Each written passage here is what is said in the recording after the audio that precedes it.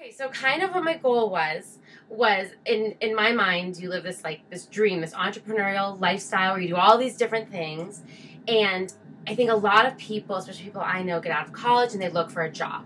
And then they're so unhappy. That's what I was doing. I was a marketing director making no money, no life, just, waiting for happy hour at night basically.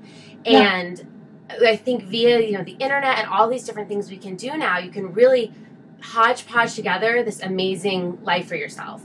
And you, more than anyone else that I'm interviewing or have ever seen, I think have maximized this. And so you have your hands in so many areas and you're so flexible with where you go.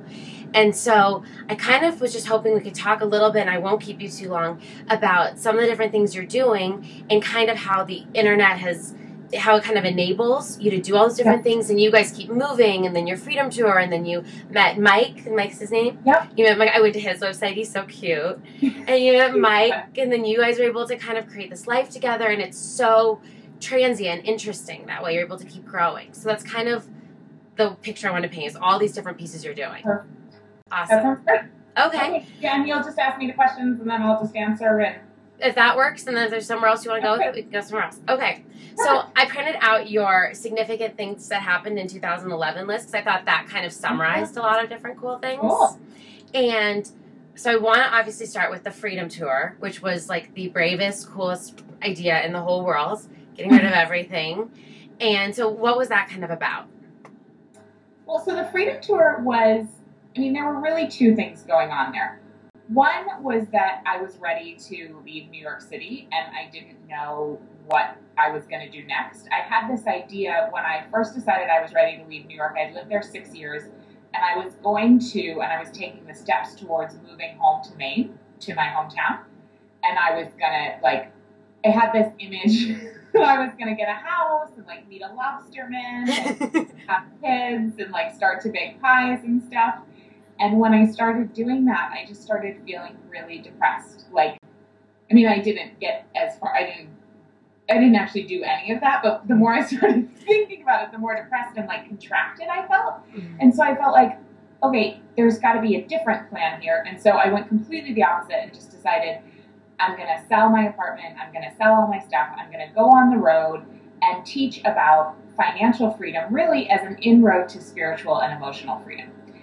Because we can come to emotional and spiritual freedom, which those are personally my biggest pursuits. I think we can come to them from various angles. My angle right now just happens to be through our money, because it's so tangible and it's so practical and you can't avoid dealing with it. And so that was one piece of the Freedom Tour. It was really just a personal journey. And then the second piece was I really needed to, and this was only in retrospect, but I really needed to untangle myself financially and emotionally from my mom. And we're extremely close, and I love her to pieces, and we were just all like this, and so we needed to separate. And so my way of doing that was creating this whole tour to go away and all of this stuff. So it was really a significant kind of growing up experience. I love the way that you've combined the financial aspect with the spiritual aspect, because I think I've always cared about what I'm going to do in terms of money, because money matters. And then people go, it shouldn't be about money. It should just be about what you love. And it's like, how are you going to do things you love if you have no money? Money allows you to go travel places and do things, and not, once you become cheap and scared and you're up all night, you can't give to anybody, and it becomes, so I love that you've combined that and made that a part of it. Yeah, it's a huge piece. One thing that I really laughed about in this list, I have it highlighted, was when you talked about how you realized how much open space there is in the country after being in New York. I went to NYU for a little while, for a semester. I studied journalism there. And I remember sitting in this group, a study group, and everyone just went on this tangent about how America is so commercial and there's no free space, there's no open space, you can barely breathe. And me, this bumpkin from Denver, raised my hand and my sweatpants, and I'm like, I just lived in Steamboat for an entire summer, and we were scared no one would find us if we were camping and got lost. There's so much space, and that in New York, it's so easy to get so warped into how compacted. And so that warped is the exact word for it, because I find that people who've lived in New York for too long, and I love New Yorkers. I love being there. I love being close to it now. but there's this feeling of not enoughness. And I think it's just a result of not enough space for everybody. I mean, the fact that that many people are trying to live on a tiny island and in the surrounding areas is completely insane. When there's that much open space in the country, and it was very relaxing to see all the open space and just realize, like, that was a metaphor for there's enough for everybody, and really the abundance mentality that I talk about, because as you said, like, if you're totally scared about money, if you're feeling like you're cheap, if you're scrounging, if you're like, it gets very compact and you can't see possibilities anymore. And there's something about the open sky that allows you to see possibilities. And I think in New York, it compiles because it's this amazing group of, like, high-achieving people, and everyone's so busy. And I just remember trying to walk down the street and, like, being on my cell phone, and, you know, a guy would bump me, and it'd just be, like, yelling at me. And I was like, everyone's yelling at me because everyone has too much on their mind, too much to do, going too fast in too little space. And it did feel good to come back to Colorado. I was just like, no one's yelling at me. But I love New York, too. I love New York. It's great. It's great. I don't think I would ever want to live there again, but I'm really grateful for the experience. Okay, so I want to, like, talk about everything, but I can't do that because you have a life. So, you have a radio show. You're in every media. So what do you do there? How often do you do it? And a radio show? Don't you have, like, an internet radio thing? Don't have a radio show, but I would love to. I thought you did. No, I Googled something because I saw something on a radio thing and I was going to listen to it. Oh my God. Well, I was on the radio 2 weeks ago on my friend Michelle Phillips' radio show, The Beauty Blueprint, on Hay House Radio. Whatever it is featuring you hardcore. Hay House radio show before, but I don't have my own show yet, but I would love to. So let's put that out there. Well, you should. Yeah. I saw it, like, highly, like, publicized, and I was like, I need to start listening to this. I was so excited about it. So there's a market. If they do it, there's a market. Okay, that's awesome. Thank you. Yes, I will tell them. I'll email them and be like, her picture was up really big, and I got really excited and really disappointed. What's that? I'm wondering what it was. I'll find the link, and I'll send it to you. That's the thing about the internet. Yes. Yes, people can repackage things and put things up, and you're everywhere. And okay, I'll find the link and send it to you, and then I'll send them a customer service report thing that I was really disappointed. No problem. That would be awesome. So are you teaching yoga now at Rodney's studio? Yes. Well, so the studio is Yoga Shanti in Sag Harbor, New York, and it was originally started by Colleen Yee, who's married to Rodney Yee. Okay. And so I teach on Thursday nights. It's a really fun challenge for me because it's so different than anything else I do. And it's great. That's so cool. And then you're writing a book. Yes. That's the big project right now, it sounds like. It's the biggest project yet. It's my highest priority. My deadline for myself is to finish it by March 1st. Okay. It'll be out with Hay House in spring of 2013. And the book is called, the working title, we'll see what shakes out, but the working title is Money, a Love Story. And it's really about how, in order to heal our relationship with money and be able to have more of it, keep more of it, and make it grow, we really need to treat it with love as opposed to what most people do, which is treat it with fear and anxiety and even some hatred and pushing against it. And so it's really a book with exercises and stories to help embrace the entire relationship with money, because at least if you live somewhere other than, like, maybe one or two remote places in the world, like, you have to deal with money. Mm-hmm. So it's about that. That's awesome, because that's exactly the thing, like living in Boulder forever. It's that we don't need anything, and it's fine, and don't care, and don't worry. And it's like, but Boulder's expensive, and my rent is $1,200, so I do care about money because I want to live here with all you beautiful people. Exactly. Yeah. I mean, and a lot of times, I mean, I just have to be honest, what happens is people who have money or who have inherited money or who have some situation going on will judge others for caring about money and being ambitious and wanting financial success. Mm-hmm. And the truth is, like, wanting financial success, there's absolutely nothing wrong with that, because money is a stand-in for what we value. Mm-hmm. And so if we value ourselves more, we will be better at attracting money. And there's nothing wrong with valuing yourself and loving yourself. And so when judgment comes in from other people, you just have to realign yourself and just know what you're up to and know why it works for you and let them be on their journey, because everybody's crazy when it comes to money.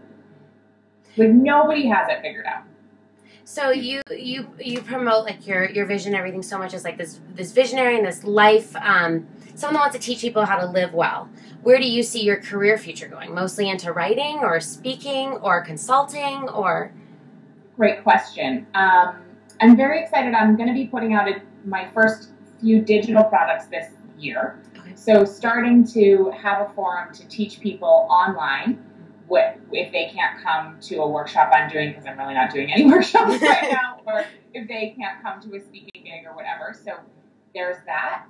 Definitely, I love writing. I'm a writer, so I see that this book I'm coming out with in the next spring will be the first, and then there will be more, because I have a lot to say about a lot of different topics, and I'm starting here, and then we'll see where it goes. And then I do really love to speak. I love it so much, and I'm speaking.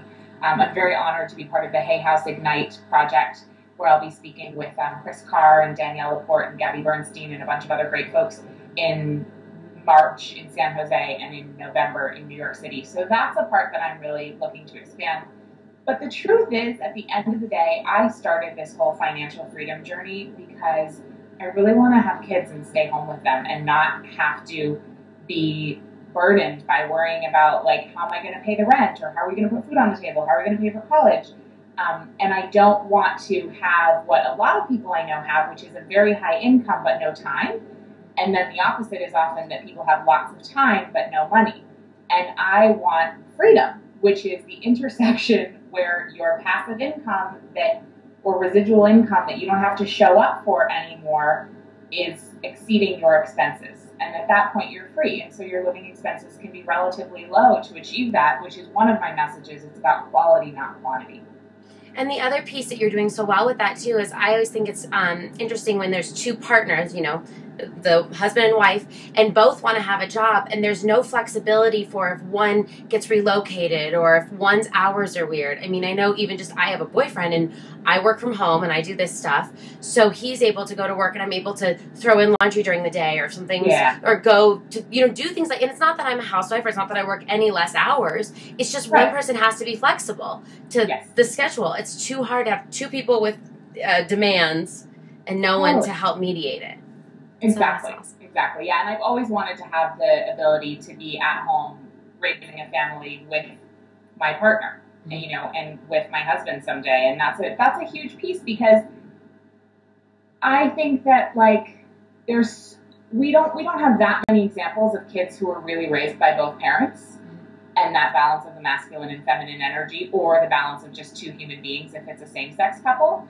And so I just think that could be really, really beautiful. And I don't want to be a crazy person who, like, has their kid as their only thing, because I know those people and they are not. But just the ability that if you want that to be your primary thing, that you can have that be your primary thing, and you're not feeling guilty because you're not making money at the same time. Or when you're at work, you're not feeling guilty because you're not with your kid.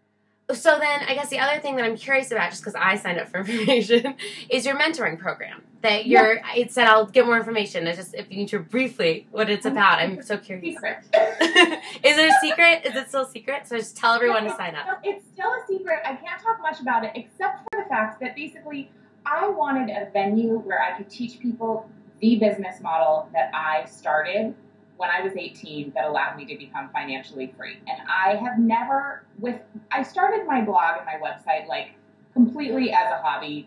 I just wanted to start writing. Mm-hmm. And I wanted a venue where I could be exactly who I was without needing to fit into an external framework of how it should look or some sort of brand or whatever. Like, I just wanted to be me.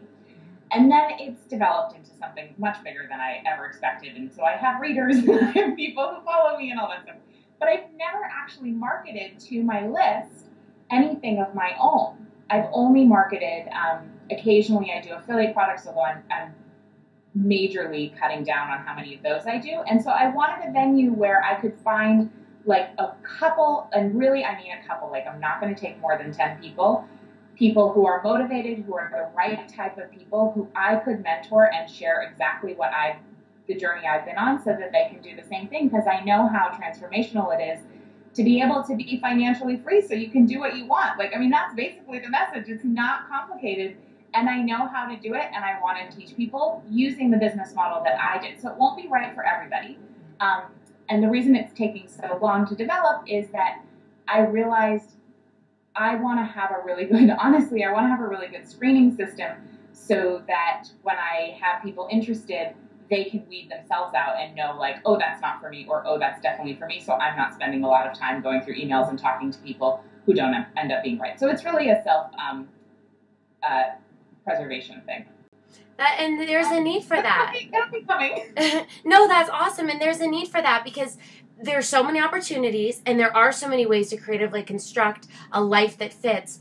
But it's hard to figure out how to do it. And it's hard to let go of that paycheck. And then it's, it's a very, I'm playing in that world right now. And I have a lot of work ethic. I sit in this room 10 hours a day and it's hard, so it's, that's cool that you're doing it and that you're sharing it. And I think there's still a need for that product out there. Yes. For the right kind of person, just like you said.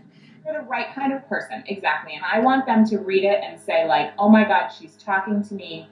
That's for me. Mm-hmm. And for them to come from that place as opposed to, because I know there are plenty of people who might want to work with me or hang or whatever, and that's very cool too, but I only can work with a few people at once. And, you only have so many hours in the day. And you try and write a book, and you try and have a relationship, and you try and do yoga, and you try and be a person, and... Yeah. So if people wanted to follow you, where would be the best place to do it? Is it still the Freedom Tour website? It is, and that's at katenorthrup.com. Okay. So you can just follow katenorthrup.com, and I'm at Kate Northrup on Twitter, and I'm on Facebook as Kate Northrup. So all those places are a great place to find me. I also have my YouTube channel, which is Glimpse TV, where you can see all the interviews I do with people on Glimpse TV that are much like this. And you have an imaginary radio station. That doesn't exist. And there's, of course, the imaginary radio that I have manifested. Will be coming to a computer near you very soon. Wow, that is like the definition of wishful thinking. I don't know where it comes from. Good. I love that you pulled that out because that means it's coming. Yeah, no, I think you need it. I would listen. Well, amazing. Thank you so much for talking to me. Thank you. And I will be in touch. Okay, take care. Thank you so much. Bye.